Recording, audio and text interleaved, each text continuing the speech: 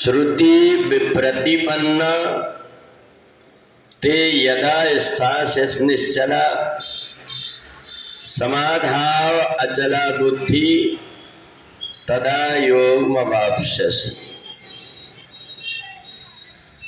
अर्जुन ने भगवान से पूछा कि मेरी बुद्धि ऐसी भ्रमित क्यों है।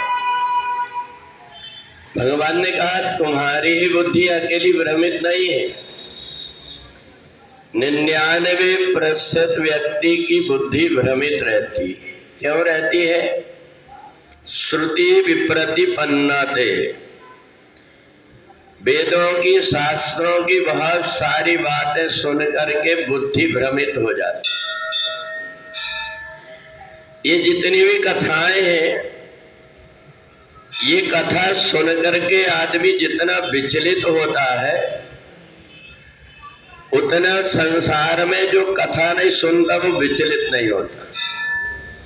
इसलिए नहीं होता कि ये कथाएं व्यक्ति को भ्रमित कर देती।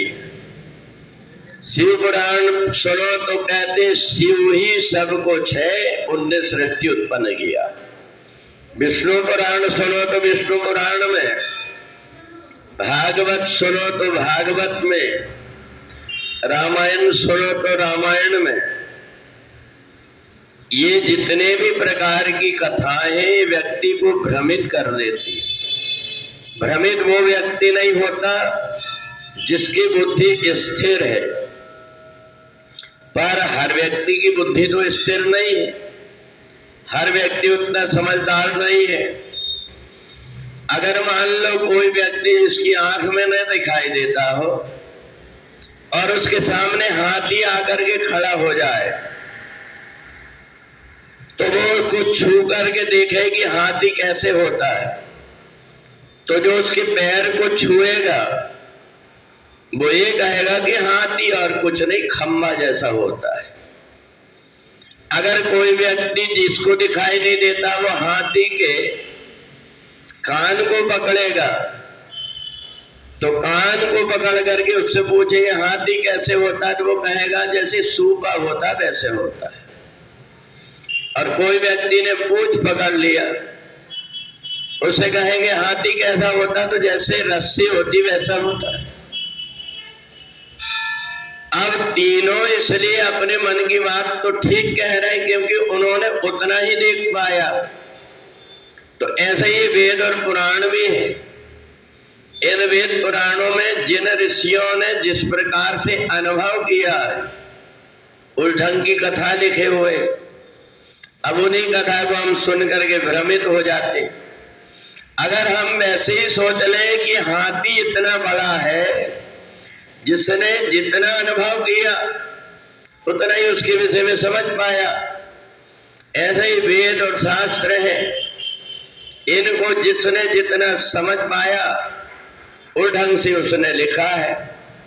परंतु हमारी बुद्धि विचलित हो जाती है। व्यक्ति को ये लगता है कि मैं ये करूंगा, ये करूंगी, ये करूं। अगर सांख्य योग में वो स्थित हो जाता है तो सांख्य योग क्या है? एक सोने का टुकड़ा है। इस सोने के टुकड़ा को चाहे कान के कुंडल बना लो, चाहे नाक की नथनी बना लो, चाहे हाथ की अंगूठी बना लो, फिर से उसको जैसे मिटाए तो वो सोना की सोना ही हो जाता है। अब आकार तो अलग अलग है। अंगूठी तो केवल उंगली में पहनी जाएगी, नाक में तो पहन नहीं सकते, तो इसलिए उसका आकार अलग अलग है। ऐसे ही परमात्मा को जिसने अपने अंतःकरण में साक्षात्कार कर लिया है, ब्रह्म में स्थित हो गया है, उस व्यक्ति की बुद्धि विचलित नहीं होती। अर्जुन ने कहा अब ये बताओ मेरी बुद्धि विचलित ना हो, इसका कोई उपाय बताओ। तो भगवान कहते प्रजात यदा कामान सर्वान आत्मनोगतान आत्मन्यवात्मना तुष्टा स्थित प्रज्ञस्ततोजित। बाहर की जितनी सुनी बात है उन सब को छोड़ करके तुम ध्यान की गहराई में जाओ।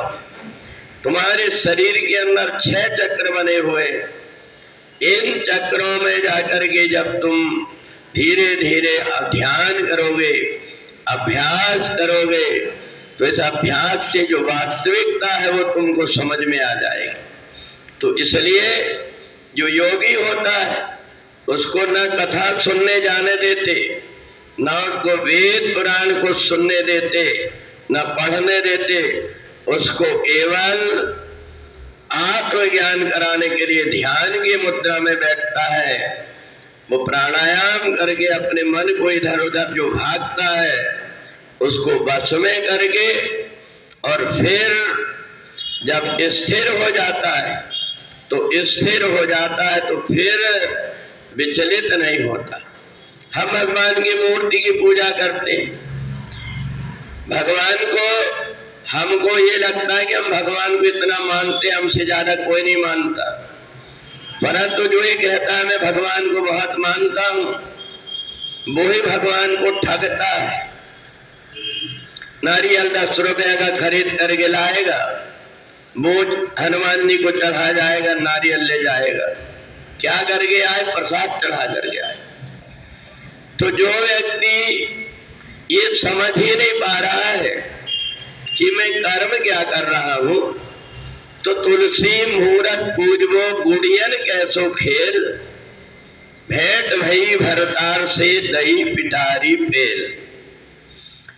जो परमात्मा की मूर्ति है उसमें निर्गुण निराकार परमात्मा की कल्पना करके हम उस मूर्ति की पूजा करके उस परमात्मा की पूजन करते हैं।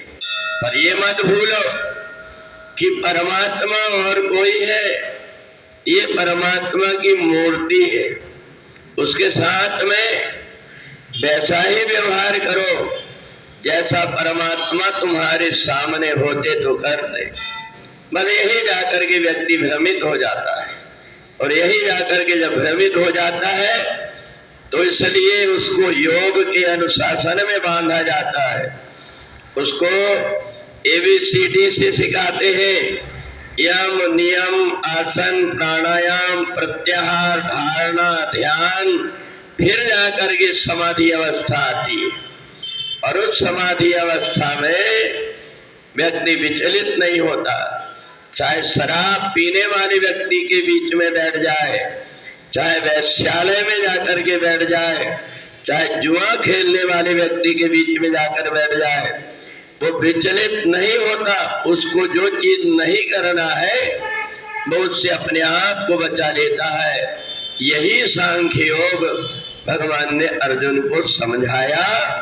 परिस्थिति तुम्हारे अनुकूल नहीं हो सकती, तुम परिस्थिति को अपने अनुकूल कर सको, ऐसी साधना कर लो तो इधर उधर भटकना नहीं पड़ेगा।